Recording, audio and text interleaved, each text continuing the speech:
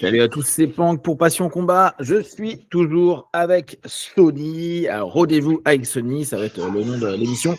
Aujourd'hui, donc, on va parler un petit peu des prémices du Daigojuku Kudo aujourd'hui en France.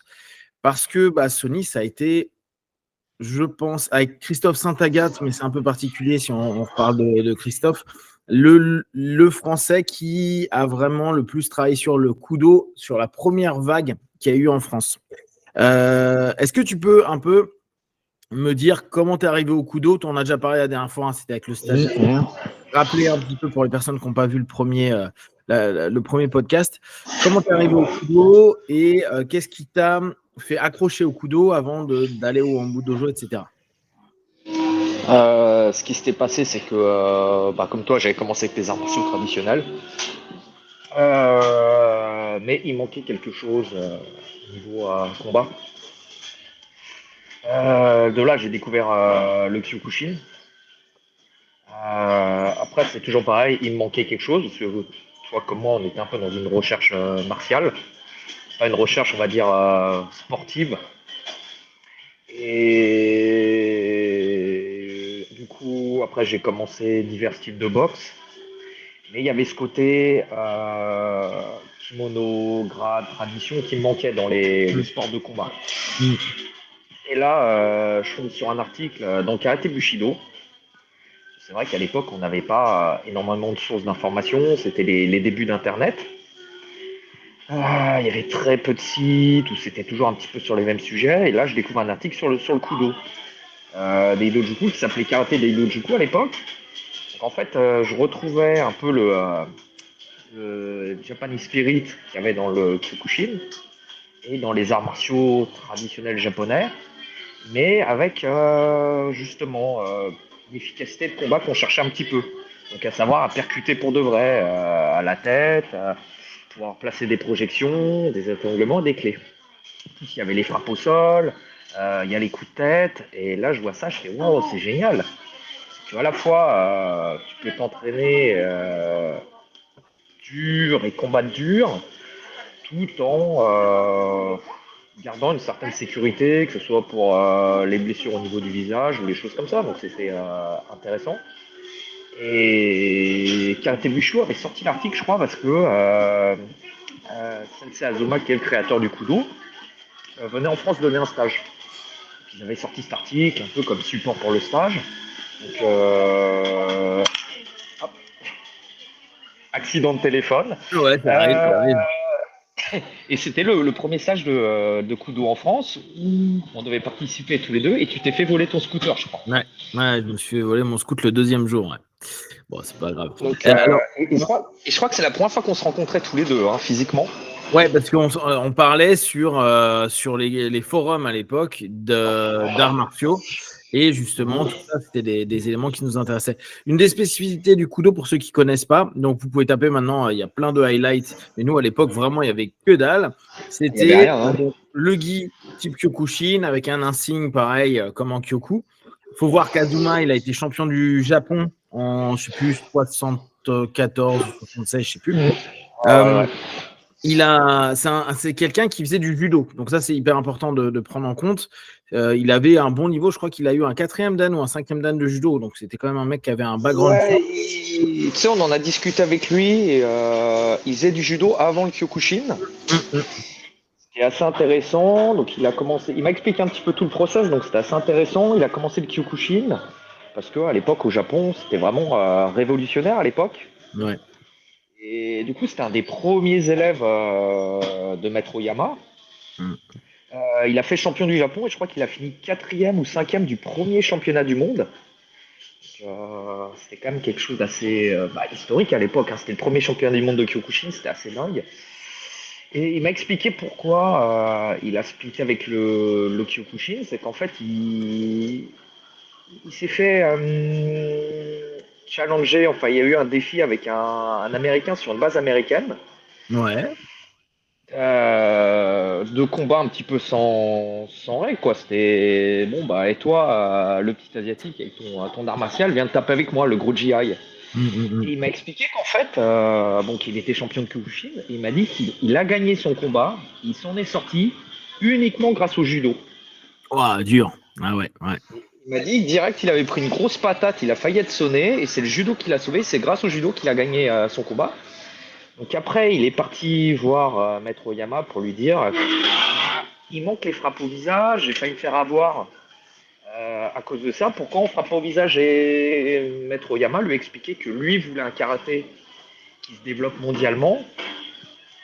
Et le frein au sport de combat pour beaucoup de gens, c'est quand même les coups de poing dans la gueule, tu vois, par rapport à la boxe anglaise ou des sports très durs qui sont quand même très élitistes.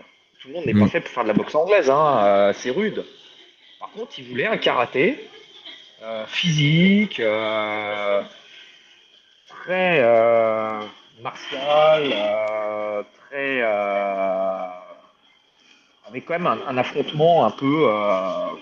Ça reste quand même physique, hein, le Kyokushin. Hein, c'est quand même un affrontement qui est pas simple, mais qui est accessible à tout le monde. Il voulait en faire le plus gros style de karaté mondial. Donc, il a enlevé ce qui peut freiner le plus de gens à la pratique. Ouais. Alors que pourtant, le Kyoku, pour ceux qui ont pratiqué ou qui connaissent un peu, c'est un style, ça fait mal, mais hyper mal. Ça fait mal. Le truc, c'est que effectivement, il n'y a pas d'énormes blessures. Alors, il y en a toujours, hein, mais c'est toujours, on a mal au poing, on a mal aux côtes, on a mal au bras, on a mal aux jambes. Mais c'est vrai que le cerveau, hormis si tu te prends un kick plein de tête ou un coup de genou, ce qui arrive, mais ce qui est rare. Hein. Ouais, ce qui est pas si marqué que ça. Et d'ailleurs, maintenant, les Kyoku c'est des machines à encaisse. Ils encaissent physiquement sur le corps. Hein. C'est des trucs, c'est monstrueux. Tu leur mets 10 low kicks pleine balle, ils continuent à avancer. C'est vraiment des gens solides. Par contre, pas de frappe au visage. Non, ça n'enlève pas le mérite des gens qui combattent dans ce style. C'est un style.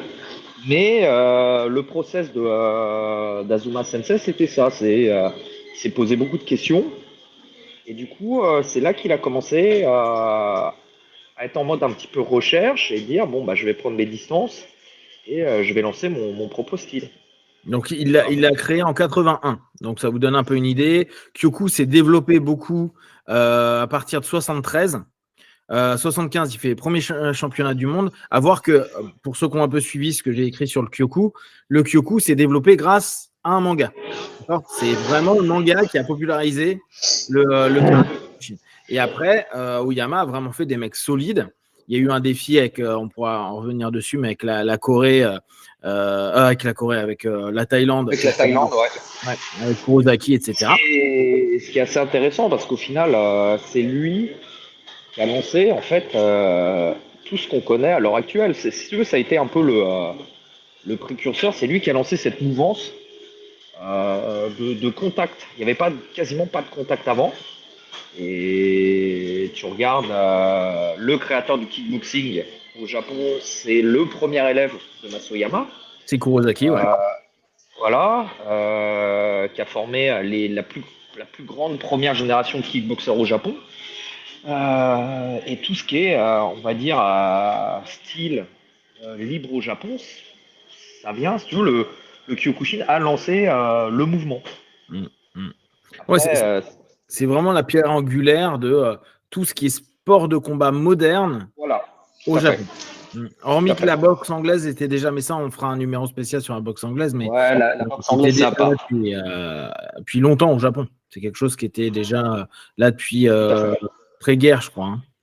Tout à fait, ouais. C'est vraiment le Japon. La boxe anglaise fait partie de la culture japonaise. Ouais, c'est ça, tu me l'as dit la dernière fois. Ça, on fera vraiment un point spécial parce que je pense que c'est intéressant pour tout le monde. Alors, donc, Kudo 81, donc, il a rajouté un truc très spécifique qui est un casque à bulles, qui a des plus et des moins, hein, on l'a quand même suffisamment testé pour se rendre compte qu'il y a du bon et du moins bon. Mais ça permettait de se taper plein de balles sans blesser, en tout cas casser, parce que ça reste quand même des traumas quand tu te prends un kick ou un coup de pleine tête. Mais en évitant d'être complètement brisé au niveau physique et il a gardé les mêmes structures que le Kyokushin au départ. D'ailleurs, c'était un des trucs qui nous étonnait à l'époque. On se disait, mais attends, on fait du Kudo, mais là, à l'époque, parce que je crois que ça a changé au niveau pédagogique, mais jusqu'à la ceinture marron, les combats, la plupart du temps, se faisaient sur des modèles Kyokushinkai avant qu'on passe pour les passages de grade, je parle. Ouais, c'est jusqu'à la ceinture verte. Ceinture verte. Ouais. Ils ont gardé ça.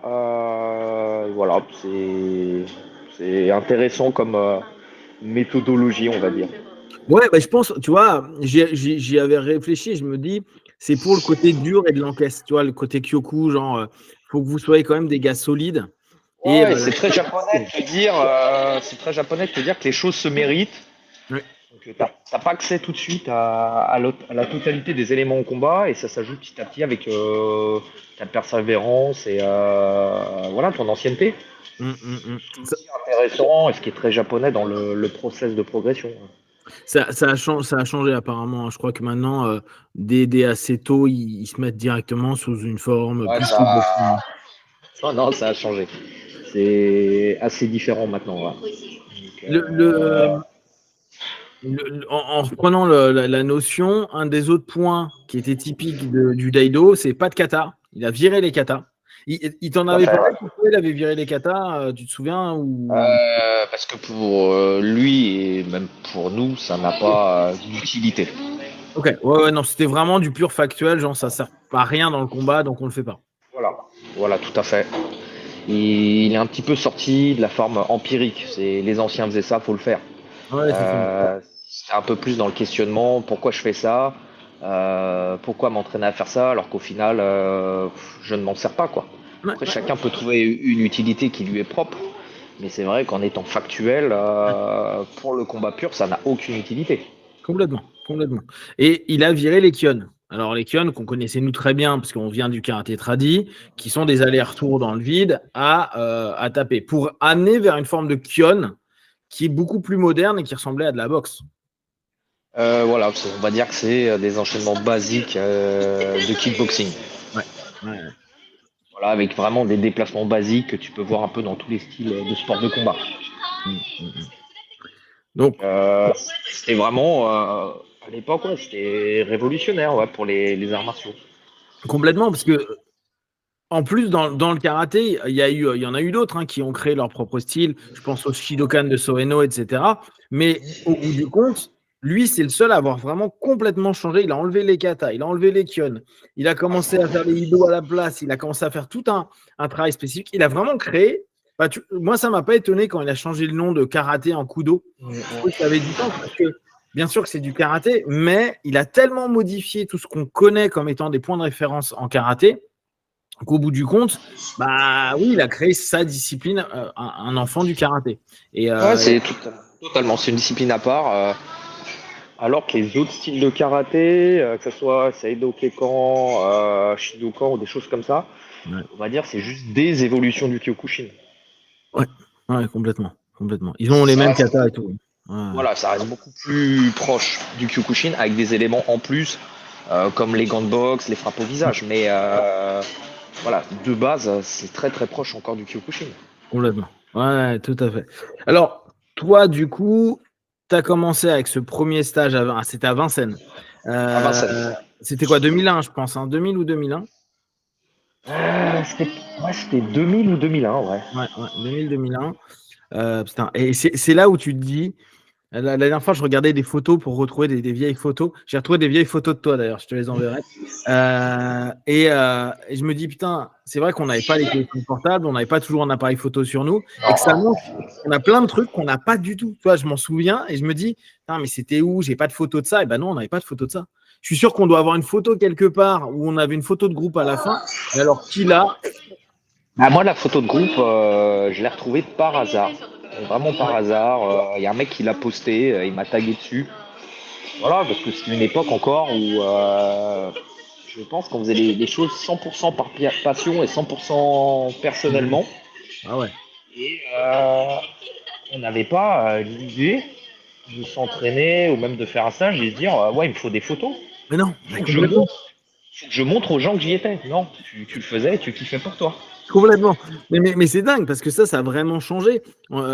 je me disais, tiens, toi, même à posteriori, je me dis, c'est dommage, on n'a pas filmé, parce que ça aurait été marrant, toi, la première fois de voir Azuma, mais ça n'a pas été. C'était que les magazines qui faisaient ça, toi, c'était un reportage qui venait faire ça et où on voyait des belles photos, mais nous, on n'avait rien qui le permettait, tu vois. Non, parce que au mieux, on allait partager du texte pour juste partager notre expérience, mais on ne faisait pas les choses martialement pour prouver aux autres, pour montrer qu'on faisait, pour exister. On le faisait parce qu'on kiffait. Voilà, on kiffait. Et on était content des fois de juste trouver des gens avec qui discuter de cette passion parce qu'on dit putain, je suis pas seul. Ouais. Ouais, parce que ça faisait très geek, hein, les arts martiaux, c'était quand même un gros truc de geek dur, parce qu'on se tapait dessus, mais c'était un microcosme, hein, il n'y avait pas les liens qu'il y avait aujourd'hui. Heureusement qu'il y avait des forums, comme on a parlé la dernière fois, comme le tien, avec Samouraï pour le karaté au KO, etc. Parce que sinon, on se isolé à se dire, j'adore ça, je lis karaté Bushido et Budo international, et puis je vais à la montagne Sainte-Geneviève pour ceux qui étaient à Paris, quoi. Mais c'est tout. Ah, c'est ça, tu vois, et quand tu croisais un mec qui était dans le même délire que toi, t'étais en kiff parce que on était très peu, parce qu'il n'y avait pas cette hype que t'as. Regarde, là, je vois sur Insta, t'as des minettes qui partagent des trucs de l'UFC, qui n'ont jamais pratiqué de leur vie. Ouais, bien sûr.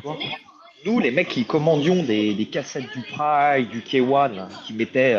Moi, mes premières cassettes du K1, elles ont mis 1 mois et demi ou 2 mois à arriver du Japon. Je les ai payées $100 la cassette, et c'était des copies dégueulasses.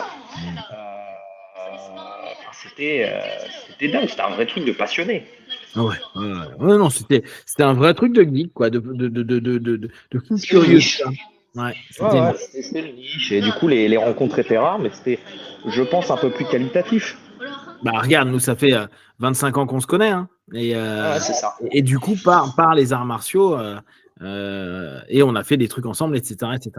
Donc, on revient sur toi, sur le Kudo. Donc, tu as fait ce stage-là. Ouais. Après, comment tu t'es dit, tiens, je vais m'y mettre. Je me souviens qu'on voulait aller faire le défi. Moi, du coup, je suis parti au Brésil. Ah oui, 2001, bah, tu vois.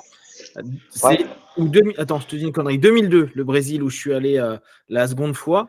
Donc, je crois que toi, tu y es allé pour la première fois où on galérait. Tu sais, on a envoyé des mails au Daifujuku, les mecs ne nous répondaient pas.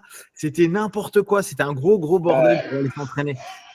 Bah, le problème, c'est que personne parlait anglais. À l'époque, il n'y avait pas de traduction de traducteur de japonais. Ça n'existait pas. Hein. Tu sais, on était sur Alta Vista ou des conneries comme ça. Il n'y avait pas Google, il n'y avait pas Google Maps, il n'y avait rien.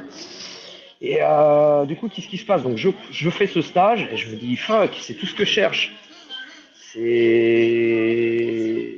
vas avoir l'efficacité des sports de combat, mais en gardant l'esprit martial japonais, parce que j'étais vraiment passionné par ce pays-là. Je me dis, mais c'est génial, ça regroupe tout ce que j'aime. L'efficacité des sports de combat et le côté martial japonais. Et vas-y, je signe où chez nous. Et du coup, les connexions se sont faites avec le Japon par rapport à ce stage. Et il y avait cette proposition de venir faire Ushideshi. Donc Ushideshi, c'est l'élève interne au Japon. Donc, ce qui se passe, c'est que je sympathise avec Seri, que tu connais aussi, durant ce stage. Et on décide de s'entraîner ensemble. À l'époque, lui pratiquait le Kempo, il combattait en Kempo-Kan. Il combattait au Kempo-Kan. Il avait fait 1 ou 2 combats, ce qui était aussi un peu les préludes qui sont en train de se faire en France. Hein. Ouais, Lombardo, c'est combat complet. Je crois même les premiers Kempo-Kan, il y avait les frappes au visage, peut-être les claques, des trucs comme ça. En 88, ouais. Alors Kempo-Kan, ça a été développé par Patrick Lombardo et c'était une forme, alors la plus populaire, la forme, c'était Kyokushin et sol avec des frappes au sol, au corps. Et de temps à autre, il y a eu des frappes, quoi. Il y a eu je crois, des shootés qui étaient acceptés au visage dans les combats. C'est ça. Du coup, de ce stage-là, tu as un Japonais qui reste s'installer en France. Et du coup, tous les 3, on commence à taffer sur le Kudo France. Shinya, à ce moment-là, c'est le moment où il a été envoyé. Ça faisait pas longtemps. Non, ça faisait pas longtemps qu'il était en France. Il est en France par lui-même, hein. C'était pas spécialement pour le Kudo. Ah ouais. Et voilà. Et cette époque, il y avait aussi Christophe Saint-Agathe qui a pas duré longtemps, qui a préféré splitter. Et du coup, on était tous les trois, on a fondé tous les trois le bureau et l'association Kudo France, enfin Daido Joku France. Et c'est là que tout a commencé, quoi. On a trouvé des salles, voilà. Au début, c'était Chignac qui faisait cours. Et avec Cédric, quand on a commencé à monter en grade, on a commencé à être ses assistants. Et petit à petit, on a commencé à donner des cours par nous-mêmes. Ouais. Et au bout de 2 ans, je crois, peut-être 2002 ou 2003, Azuma Sensei est venu faire le festival des arts martiaux à Bercy. Ouais. Et du coup, j'ai passé beaucoup de temps avec lui et il me dit viens au Japon, viens au Japon, viens au Japon. Et à ce moment-là, j'étais encore militaire, donc j'avais pas mal de congés. Je fais vas-y, fuck, je prends 2 mois de congé, je me casse. Et je suis parti à Tokyo, j'avais jamais pris l'avion de ma vie. J'avais très peu d'économies. Je crois je suis resté 7 semaines ou 8 semaines. J'avais pour me nourrir, je crois peut-être 1000 euros pour me nourrir, parce que j'avais déjà payé mon logement là-bas. Donc, je dormais au club. Il m'avait loué une toute petite chambre qui faisait même pas 2 mètres sur 2 mètres. Parce qu'en largeur, j'arrivais pas à dormir, mes pieds touchaient. C'était au Hambourg que tu dormais là ou au deuxième étage là? C'est ça, au Hombu Dojo à Ikebukuro, qui est le Hombu Dojo historique. Ça a fermé maintenant, ils ont déplacé le Hombu Dojo. Ouais. Et voilà, je suis arrivé, comme on dirait, avec ma bite et mon couteau. Je parlais mal anglais, je parlais pas du tout japonais.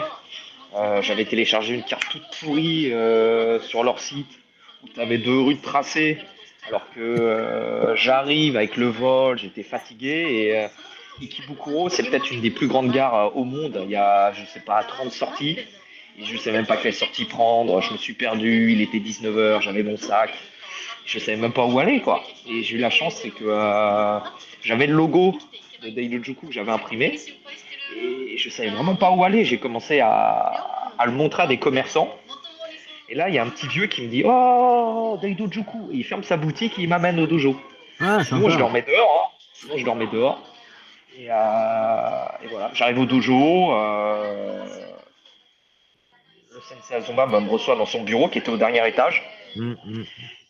Et il me prête son téléphone pour que j'appelle mes parents, parce qu'ils étaient quand même inquiets. Tu sais, j'avais la vingtaine, j'avais jamais trop bougé plus que ça, tu vois. Et après, on est parti directement karaoké, alcool. Il buvait beaucoup. Voilà, c'est la culture japonaise dans les sports, ce qui est très différent de la nôtre. C'est vrai que tu as beaucoup de sportifs qui boivent de l'alcool, mais beaucoup. Même qui fument des fois. Et du coup, moi, c'était parti, coucher 4h du matin. Premier entraînement, je pense qu'on se levait à 7h ou 7h30. On devait partir courir, je sais plus, 6-8 km. Après, on avait un entraînement libre. Après, on nettoyait le dojo. Après, il y avait le petit-déj. Et après, il y avait la cérémonie du matin. Justement, tu as tout le bureau qui est là du Daido Joku. Et Azuma Sensei donne un peu ce qui va se passer dans la journée. Et ce qui était marrant, et chaque jour, une personne du bureau devait raconter une anecdote ou parler un petit peu de sa vie. Pour que les gens aient un meilleur rapport les uns les autres. Après, on avait un entraînement le midi et un entraînement à 19h. Ça faisait 3 entraînements par jour. C'est dur, 3 entraînements par jour. Physiquement, c'est dur. Je sais pas, j'avais 20 ans et je faisais que ça, donc ça va. Et tu vis un rêve. Tu vis un rêve. T'es en kimono au Japon, voilà. Tu regardes par la fenêtre dans Tokyo, tu te dis putain c'est ouf. T'as le dojo avec le tambour, tu vois tout ce que tu imaginais quand t'étais gosse. T'as une motivation de ouf. Alors attention, à l'époque, il nous disait tout sur Skyblog. Hein. Il avait un super Skyblog, Sony 75, je sais plus quoi, je pense que Skyblog, je sais pas quoi. Et on a eu, ce qui était cool, c'est qu'il nous balançait les infos. Alors nous, on était en kiff parce qu'il nous donnait les photos quand il pouvait en avoir, il nous disait ce qu'il avait fait la journée. C'était vraiment cool. Nous, alors, c'est là où on voit la différence. Il n'y avait pas de vidéo, il n'y avait pas de truc. Donc en plus, avec l'écrit, On avait un imaginaire de fou à se dire, ouais, putain, il vit ça. De temps en temps, on a une photo qui confirmait ce qu'on imaginait. C'était super sympa comme échange à l'époque. Et tu kiffais, quoi. Quand tu partageais ça, c'était incroyable. C'était, je disais, quelque chose d'incroyable parce que, je sais plus, j'avais 23 ou 24 ans et j'avais été bercé par la culture japonaise, par la culture des arts martiaux. Et là, je suis en Guy dans un dojo japonais, à m'entraîner avec des japonais, à vivre à la japonaise. Parce que c'est ça qui était quand même particulier, c'est que je suis arrivé, mon premier séjour au Japon, que je logeais, il y avait un Uchideshi japonais qui était là pour 3 ans, lui, parce que le programme Uchideshi original, c'est 3 ans. Ouais. Donc, il m'a totalement pris en charge, on sortait ensemble, on bouffait ensemble. Il m'a vraiment fait découvrir, pareil, Azuma Sensei m'a vraiment fait découvrir les traditions japonaises, la culture japonaise. C'était très particulier, parce qu'en général, quand tu es touriste, voilà, tu visites des temples, tu visites des sushis tourniquets à la con, tout le monde fait les mêmes trucs. Et là, je me suis retrouvé dans vraiment des restaurants improbables, à manger avec des gens improbables. Une fois, ils nous invitent à dîner, j'arrive, et il y avait Sato, le premier champion au monde du Kyokushin, Matsui, qui est le boss du Kyokushin, et il y avait le mec du Pancras. Et tu te retrouves à manger avec ces gens-là. Et c'était assez dingue. Donc, le premier séjour, c'est vraiment passé comme dans un rêve. Sato, d'ailleurs, plus tard, quelques années plus tard, c'est devenu un peu le sensei que tu allais voir au Japon parce qu'il était hyper open mind. Hein. C'était lui. Non. Qui s'entraînait sans kimono, non? Quoi, sans Non, parce le. que Sato, c'est le premier champion du monde de Kyokushin. Ah oui, non, celui de Kyoku, excuse. Ouais, pardon. Je l'ai. Et pendant ma première période d'Ushideshi, j'ai sympathisé avec un ancien champion de Kudo, qui était aussi un ancien champion de kickboxing, qui s'appelait Kato, qui s'appelle Kato, il est encore en vie. Et il m'a proposé de venir s'entraîner dans sa salle. Il parlait très bien anglais parce qu'il avait vécu en Hollande et en Californie. Donc, deuxième séjour, parce que tu vois, le premier séjour, c'est tellement passé dans un rêve. Je rentre en France, donc, on travaille dur pour développer le Kudo, et à côté de ça, je mets toutes mes économies de côté pour vite repartir au Japon. Et je repars l'année d'après en 2005. Toujours pareil pour 2 mois. Là, je pars 2 mois et demi, je pars plus. Et du coup, je vais m'entraîner avec Kato dans sa salle. Lui, c'est plus axé pied-point, kickboxing, donc c'était vraiment le style que je kiffais. Parce que le judo, les projections, c'est vraiment pas mon kiff. Hein. Donc,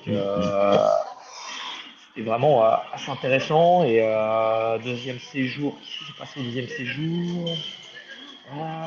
Deuxième séjour. Ah oui, je crois que c'est là que j'ai fait le championnat du Japon, c'est au deuxième séjour. Oh, là où t'es allé dans le nord, là, et que c'était un bordel sans nom. Voilà, donc Ah oui, deuxième c'était très séjour, drôle ça. ouais, c'est ça. Deuxième séjour, j'arrive 1 ou 2 jours avant le championnat de la région de Tokyo. Donc, je fais pas les combats parce que je venais d'arriver, c'était un peu chiant.